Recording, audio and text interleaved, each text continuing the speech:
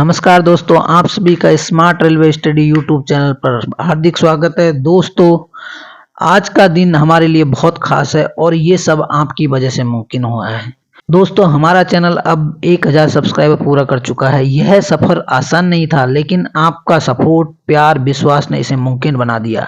जब हमने इस चैनल की शुरुआत की थी तो बस एक सपना था कि रेलवे की एलडीसी और जीडीसी की परीक्षा की तैयारी करने वाले जो एस्पिरेंट है उनकी मदद करना ही बस एक उद्देश्य था और उन्हें चीज़ों को आसान शब्दों में समझाना था जिससे कि वो अपने सपने पूरे कर सके।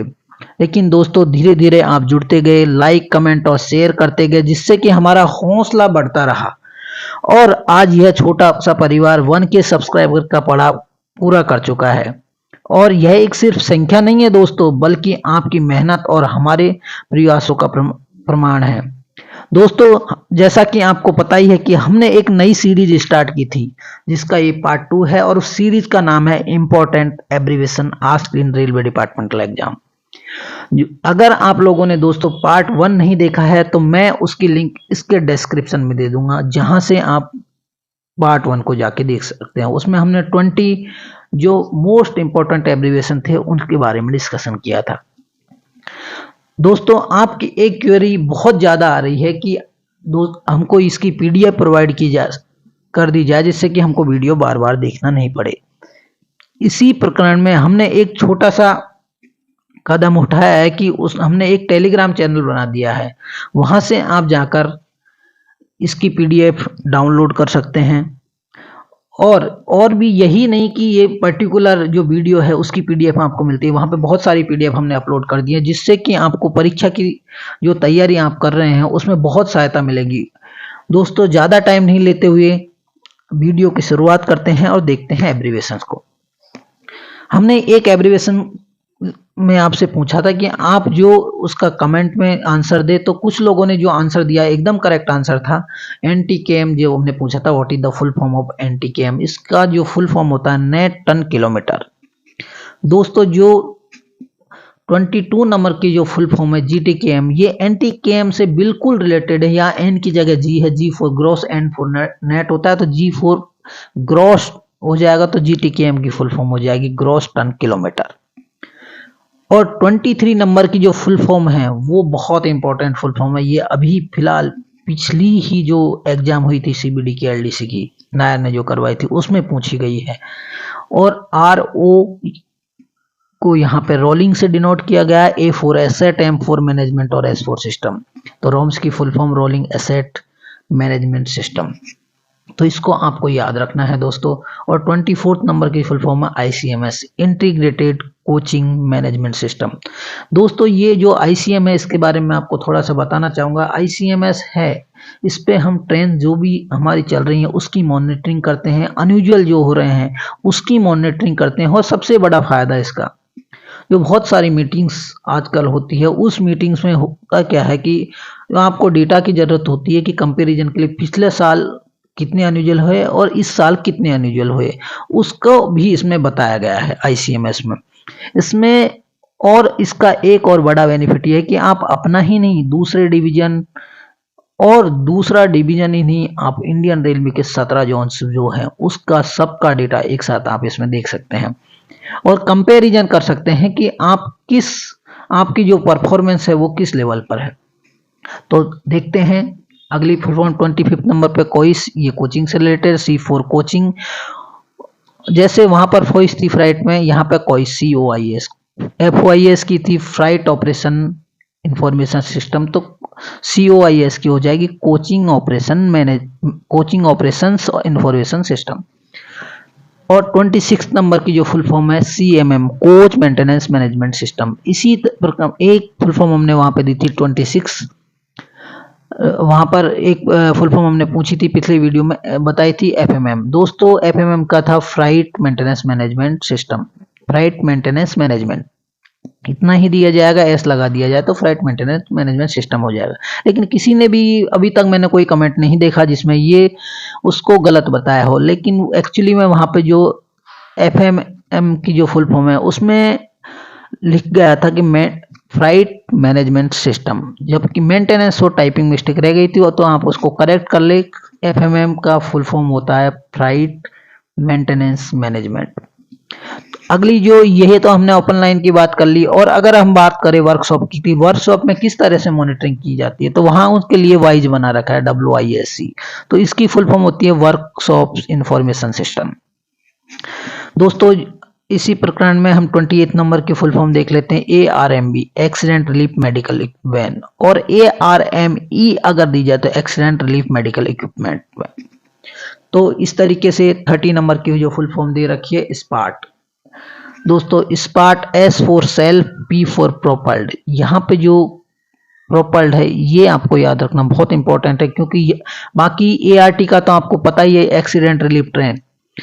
क्योंकि जो प्रोपल्ड है इसको आपको प्रपोज्ड लिख देगा। यहाँ पे 4 वर्ड जो मिस कंफ्यूज करेगा, यहीं पे आपको कंफ्यूज करेगा। तो आपको याद रखना सेल्फ प्रोपल्ड एक्सीडेंट रिलीफ ट्रेन। और ART और स्पार्ट में इतना अंतर है कि ये इसके लिए लोको लगाने की जरूरत नहीं है। सेल्फ प्रोपल्ड रहती है, मतलब इसको आप चलाकर किसी भी डायरेक्शन चलाकर ले जा सकते हैं। तो दोस्तों अगले फुल फॉर्म देख लेते हैं 31 नंबर की नायर। इससे तो आप सब लोग फैमिलियर ही हैं, क्योंकि यही वो इंस्टीट्यूट है जो हमारी CBT एग्जाम कंडक्ट करवा रहा है, जिसके लिए आप तैयारी कर रहे हो। तो नायर की फुल फॉर्म होती है national academy of Indian railway. ये बड़ोदरा में स्थित है दोस्तों। यहाँ पर मैंने साथ के साथ लोकेशन भी दी हुई है, क्योंकि कभी कभार मैचिंग द फॉलोइंग क्वेश्चन पूछ लिया जाता है, जिसमें आपको 4 इंस्टीट्यूट 4 लोकेशन दी होगी, और आपको दिया जाएगा कि ये जो ए है उसका किसके सामने जो ऑप्शन दिया वो कौन सा करेक्ट है। तो 4 ऑप्शन आपको दे दिए जाएंगे। तो इस तरीके से आपको क्या करना है कि फुल फॉर्म विद लोकेशन याद रखना है। तो NRTI है जो National Rail Transport Institute Vadodara, ये भी बड़ोदरा में स्थित है। इसकी फुल फॉर्म NRTI के National Rail and Transportation Institute. 33 number की फुल फॉर्म है IRICEN Indian railway institute of Civil Engineering. ये दोस्तों पुणे में स्थित है। तो एक चीज यहाँ पे जो अभी इंस्टीट्यूट आएंगे उसमें IRI सब में कॉमन है। इसके ये सब में कॉमन रहेगा इंडियन रेलवे इंस्टीट्यूट ऑफ के बाद ही जो चेंज होगा वो होना है। तो ये आप सब में याद रख ले कि इंडियन रेलवे इंस्टीट्यूट ऑफ, तो सिविल इंजीनियरिंग पुणे में हो गया। और यहाँ पे IRIEEN, तो इसका जो Indian railway institute of double first E का मतलब इलेक्ट्रिकल, सेकंड EN का मतलब जो बाद में EN दिया उसका इंजीनियरिंग। और दोस्तों इसकी फुल फॉर्म हो गई Indian railway institute of electrical engineering. ये नासिक में स्थित है। What is the full form of IRMI IRIMEE? तो IRMI की फुल फॉर्म है Indian railway institute of mechanical and electrical engineering. ये जमालपुर में स्थित है दोस्तों। और अगली जो 36 नंबर की फुल फॉर्म है वो है IRISET Indian railway institute of signal engineering and telecommunication. तो यहाँ पे SET है, उसमें S का सिग्नल और ET का SE का तो सिग्नल इंजीनियरिंग और T का टेलीकम्युनिकेशन। तो ये भी सिकंदराबाद में स्थित है। दोस्तों अगली नंबर की 37 नंबर की जो फुल फॉर्म है सितारा। सितारा की फुल फॉर्म है C for centralise, T for training, A for academy, R for railway और A फॉर अकाउंट्स। और ये भी सिकंदराबाद में स्थित है दोस्तों। और 38 नंबर में जो पूछी गई है full form, what is the full form of IRITM?